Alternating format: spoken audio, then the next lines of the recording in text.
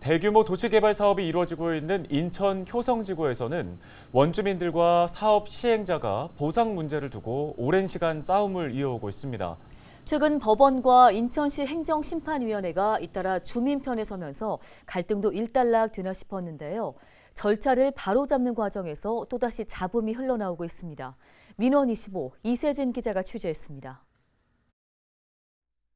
인천 계양구가 이달 효성 도시개발 사업 원주민들에게 보낸 공고문입니다. 지난 8월 인천시 행정심판위원회가 사업 시행자에게 수용재결 신청 이행명령을 내린 이후 후속 절차에 따르기 위해 시행사가 행정기관에 제출한 서류를 주민들에게도 공개한 겁니다. 그런데 보상 대책을 요구하며 수용재결 신청을 청구했던 원주민들은 시행사의 신청 서류에 석연치 않은 점이 있다고 주장합니다.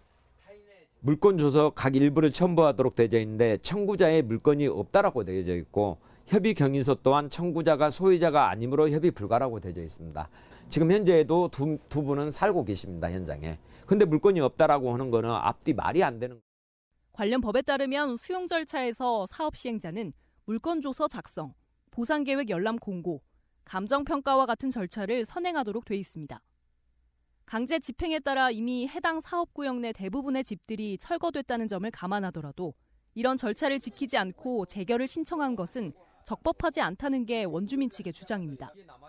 보상 대상 물건인 건축물을 전부 다 철거해서 없애버린 상황입니다. 부가항력인 상황이 돼버렸지 않습니까? 그럼 당사자하고 개별 합의를 해서 이 문제를 해결해야 되는데 그런 합의 시도는 전혀 없고 의회에서는 관리청인 행정기관의 태도도 도마 위에 올랐습니다. 요건을 갖추지 못한 수용재결 신청은 토지수용위원회 심의 대상에 오르기 전에 행정지도해야 하고 행정지도로도 해결되지 않으면 과태료 부과 또는 각하해야 할 사안인데도 인천시가 책임을 미루고 있다는 지적이 나왔습니다. 인천시는 보정명에도 불구하고 보정하지 않은 사업 시행자의 부적법한 재결 신청에 대해 상당 정도의 시간을 갖고 계속 보완하도록 하는 행정 지도를 더 이상 하지 않고 토지수용위원회 재결을 통해 결정하겠다고. 요건에 맞지 않는 사안이라면 독립기관인 토지수용위원회에서 각하 재결할 것이라는 게 인천시 입장. 중대하고도 명백한 하자가 있다고 하면은 해당 신청에 대한 조사와 심리를 거쳐서 토지수용위원회에서 본안 심리를 거치지 않고 각하 재결을.